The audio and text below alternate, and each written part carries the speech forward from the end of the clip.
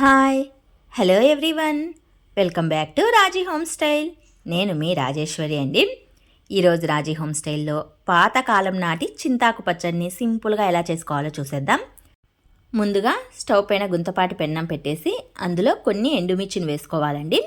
చింతాకుకి తగిన విధంగా మనం ఎండుమిర్చిని వేసుకోవాలి. కొద్దిగా ఆయిల్ని స్ప్రెడ్ చేసేసి ఈ ఎండుమిర్చిని దోరగా వేపుకోవాలన్నమాట. స్టవ్ని మీడియం ఫ్లేమ్లో ఉంచేసామంటే ఇవన్నీ చక్కగా వేగిపోతాయి.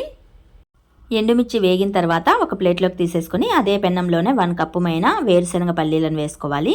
వీటిని కూడా చక్కగా వేపుకోవాలండి. మంచి బ్రౌన్ కలర్ వచ్చేంత వరకు వేపుకోవాలి. ఇక్కడ వీడియోలో చూపిస్తున్న విధంగా వేపుకుంటే సరిపోతుంది. ఇప్పుడు వీటిని కూడా ఒక ప్లేట్లోకి తీసుకొని అదే పెన్నంలోనే శుభ్రంగా కడిగి పెట్టి ఉంచుకున్న చింతాకును వేసుకోవాలి.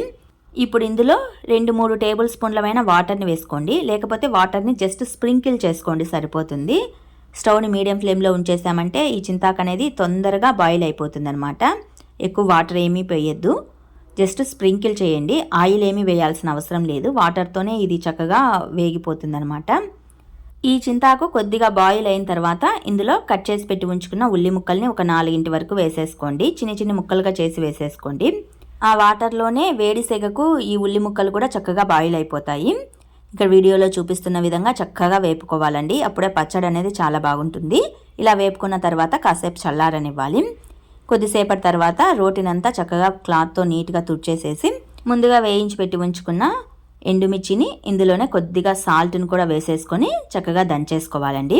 బాగా మెత్తగా పౌడర్ లాగా అయ్యే విధంగా దంచుకోవాలన్నమాట. తర్వాత వేయించి పెట్టి ఉంచుకున్న పల్లీలను వేసుకోవాలి. పల్లీలకు పొట్టు తీయచ్చు, లేదా అలాగే డైరెక్ట్గా అయినా వేసుకోవచ్చు, అది మీ చాయిస్ అనమాట. లైట్గా పొట్టు దులుపుకున్నా చాలు, పచ్చడి బాగుంటుంది.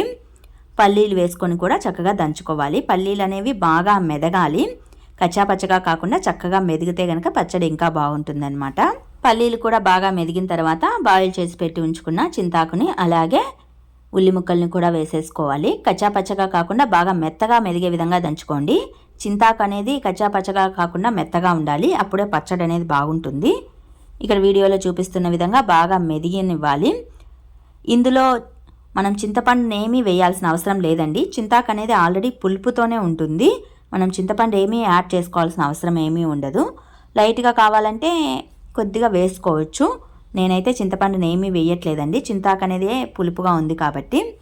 ఇలా దంచుకున్న తర్వాత దీన్ని ఒక ప్లేట్లోకి తీసుకుంటే సరిపోతుంది. ఉల్లి ముక్కలు కనిపించే విధంగా దంచుకోండి, అప్పుడే పచ్చడి ఇంకా బాగుంటుంది. ఈ పచ్చడిని మనం రైస్లో కానీ చద్దన్నంలో కానీ తీసుకోవచ్చండి. చాలా అంటే చాలా బాగుంటుంది. పూర్వకాలంలో పెద్దవాళ్ళు చద్దన్నంలోకి ఈ పచ్చడిని ఎక్కువగా తినేవాళ్ళు అనమాట. ఇది చాలా పాతకాలం నాటి చింతాకు పచ్చడే అని చెప్పొచ్చు. మరి మీకు ఈ చింతాకు పచ్చడి వీడియో నచ్చినట్లయితే మరికొన్ని ఇలాంటి వీడియోస్ కోసం do subscribe my channel. Thanks for everyone.